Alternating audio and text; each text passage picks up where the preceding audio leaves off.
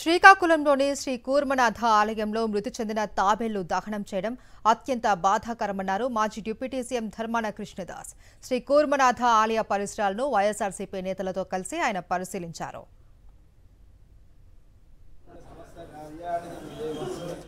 కూటమి నేతలు అధికారుల నిర్లక్ష్యం వల్లే దేవాలయంలోని తాబేళ్లు మృతి చెందాయి అంటున్న ధర్మాన కృష్ణదాస్తో మా ప్రతినిధి సునీల్ ఫేస్ టు ఫేస్ చూద్దాం.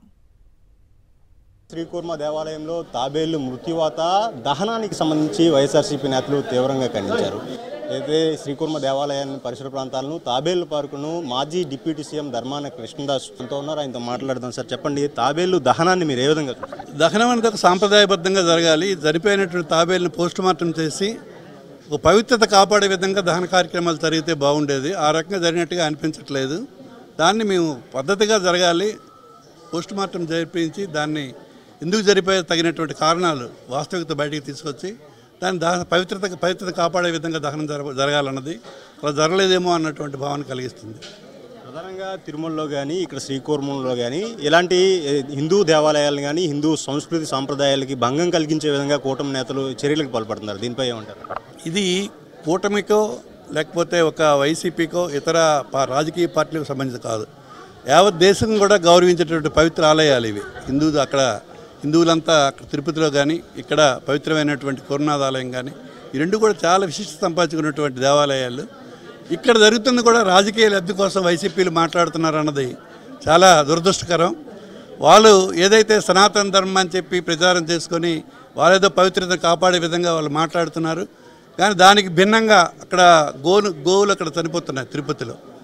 దాని మీద తగినటువంటి చర్యలు తీసుకోవాలని మేము కోరుతున్నాం. అలాగే ఇక్కడ ఈ వైష్ణవాలయంలో నక్షత్ర తాబేళ్లను మొదటి నుంచి కూడా భక్తులందరూ అత్యంత గౌరవంగా చూసేటటువంటి సాంప్రదాయం ఇక్కడ ఉంది. ఈ ప్రాంతంలోనే ఆ నక్షత్ర తాబేలు ఉండి దాని సరైనటువంటి సంరక్షణ ఉండాలన్నది భక్తుల తాలూకా మనోభావం. దాన్ని మరి ప్రస్ఫుటించే విధంగా ఇప్పుడు ఉన్నటువంటి ప్రభుత్వం కొనసాగించాలని మేము కోరుతున్నాం. ప్రధానంగా సనాతన ధర్మం గురించి చంద్రబాబు కానీ పవన్ కళ్యాణ్ కానీ ఇలాంటి వ్యాఖ్యలు చేస్తున్నారు, సనాతన ధర్మాన్ని కాపాడుతామని. కానీ ఇలాంటి దారుణాలు జరిగినప్పుడు కనీసం స్పందించట్లేదు. దాని గురించి ఏమంటారు? వాళ్ళు చెప్పేవి ఆచరించేవి రెండు భిన్నంగా ఉంటాయి. ఆచరణ సాధ్యం కాని మాటలే చెప్తారు, చెప్పినవేవి ఆచరించరు. ఇవన్నీ మొదటి నుంచి మేము చూస్తున్నటువంటివి.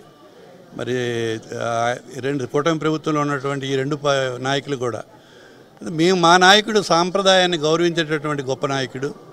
మరి తిరుపతిలో కానీ ఇక్కడ శ్రీకూర్మంలో కానీ ఈ జరిగిన సంఘటనలు మీ జగన్మోహన్ రెడ్డి గారు విచారం వ్యక్తం చేస్తున్నారు. సనాతన ధర్మాన్ని ఇప్పటికైనా మీరు చెప్పినటువంటి సనాతన ధర్మం కాపాడండి, పవిత్రతని కాపాడండి.